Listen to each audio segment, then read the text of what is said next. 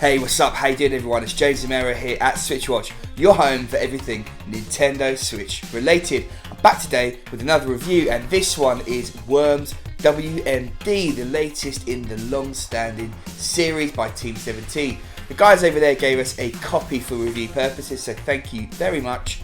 As always, we're going to give you our honest opinions. Is this one any good, and is it worth your hard-earned cash? Let's jump in and find out. Worms WMD is the 20th Worms game to date and is the latest checkpoint along a fascinating journey. Back in the early 90s, a small game publisher known as 17-Bit Software joined up with a small developer known as Team 7 and formed Team 17. They published a couple of games when along came Andy Davidson to a trade show in 1994 with a small game he had made by taking the classic Artillery and ripping Lemmings graphics over the top of it. On the spot, Team 17 offered him a job and to make the game. The Lemmings got turned into Worms with some better graphics, and the game was launched as their most successful title to date on the Amiga and PC in 1995. To this day, it's still their most successful IP. It was heavily inspired by Scorched Earth, which was considered the best artillery game of its time in 1991. Itself a game inspired on original artillery titles from the 70s, and as one of the oldest game genres by one of the oldest independent game developers, Worms is back again and is closer to the original title's roots than any in recent memory. But I digress. Chow down.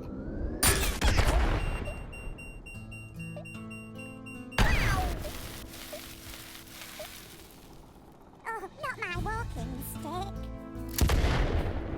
Worms WMD features a couple of main tracks, and these are melodic affairs that are largely easy listening, though they ramp up to a more militaristic style with drums and haunting strings at times.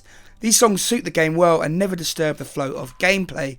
The wind features when it's heavy, and there is something particularly satisfying about smashing a rocket into your opponent, causing mass destruction. The Uzi is another favourite, along with the classic sheep sound effects. Much of the audio comes in the form of Worms chit-chat, which is surprisingly vast, featuring a whole host of accents complete with stereotypical lines such as the Bad Rappers and American Army, as well as many of the classics that long-time players of the series will remember fondly.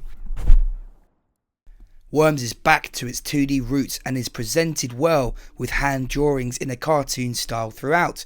It has charm and a huge range of backgrounds to battle it out on. Your Worm commandos wear a bunch of funny expressions and have a wide array of helmets to wear to give them some personality. The presentation is tried and tested and ports just fine to the Switch, whether in handheld mode or on a TV. The vibrant colours make the graphics bold and pop. Worms has been through a rollercoaster ride. As one of the classics, though certainly not the biggest strategy game out there, they have made this game many times, though this time they brought it back to its classic style. And Worms WMD builds on the original premise of shooting your enemies with a vast array of weapons, blowing up the map and wreaking havoc in a turn-based battle.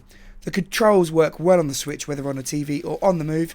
The aiming is spot on, though difficult, and you can get to grips with the campaign mode, which plays as an extended training mode. There are a number of additional single-player game modes that pit you in puzzle-like positions, killing an enemy with a single shot, or taking a worm general out with nothing but a jetpack and a bunch of cleverly placed mines. You also get a bunch of extra tough battles that replicate historic events and pit you against the odds. One unfortunate issue is the positioning of the camera, which can at times be a bit fiddly to get into a well-placed position, which leads to some scrambles for time. Whilst the issue is not major, I certainly noticed it from time to time. To keep things fresh, Team 17 have added a few new features. The first is the ability to craft weapons on the fly. At first I was a bit hesitant to the system, which requires you to collect raw materials from crates or by breaking down weapons in order to take its components and create something else. But as time went on, I got used to it, I found it fun and at times essential in certain positions. It never dominates a battle, but effective management of these resources adds an extra layer to the strategy. Buildings are another addition. Placed throughout the maps, these are often a haven, letting you get some respite, as well as a place to collect valuable crates that contain weapons or components from which you can craft weapons to bolster your arsenal. At times an enemy worm will be hidden in a building and you won't know about it until they shoot you. Mounted weapons like turrets and a sniper rifle can spawn as well, making them valuable spots to take ownership of, though sometimes they can spawn in odd places, as is the nature of randomly generated maps. Vehicles have also been added, which adds some strengths but never dominate a battle. You have a hilarious helicopter that is almost impossible to control but blasts everything in its path, a tank that shoots a series of mortars, as well as a few other diverse vehicles. Worms never takes itself too seriously, and whilst there is a strategic beast under the hood, it keeps to its core value of having fun. This is certainly best when playing with friends in a trash-talking epic battle. Local co-op works just as you would expect, and you have a full range of customizations available from turn time to your individual Worm squad's names, accents, headgear, available weapons, you name it. As always, Worms does very well on its map generating with a massive range of backdrops. As you play, you level up, which unlocks additional costumes and accents. Take the game online and play in ranked mode and progress to increase your rank and unlock more customization options. Finding a match is pleasantly easy and is a blast.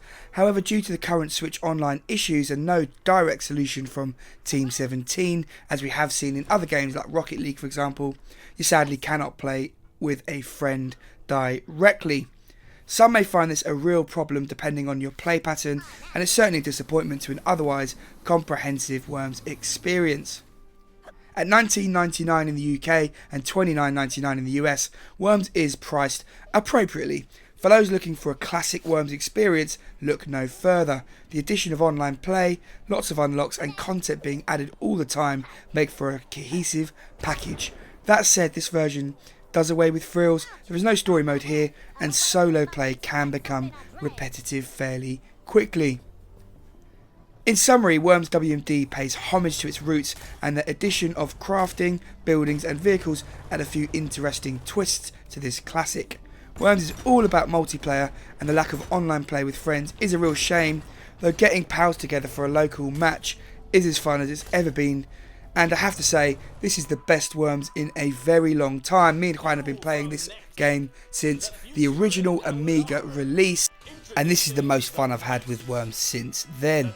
Strong praise indeed, and overall this one gets a solid 7.5 out of 10. You might want to go ahead and check out our full written review over at switchwatch.co.uk. You'll find plenty of content over there, as well as news and other features that we don't have here on YouTube. A massive thank you to all of our subscribers. We've just hit 3,000 and we really appreciate you guys sticking with us and giving us so much feedback. It really does mean a lot to us. For those of you who are here for the first time, hope to see you again. Many thanks. I'm James Romero. This is SwitchWatch. See you soon.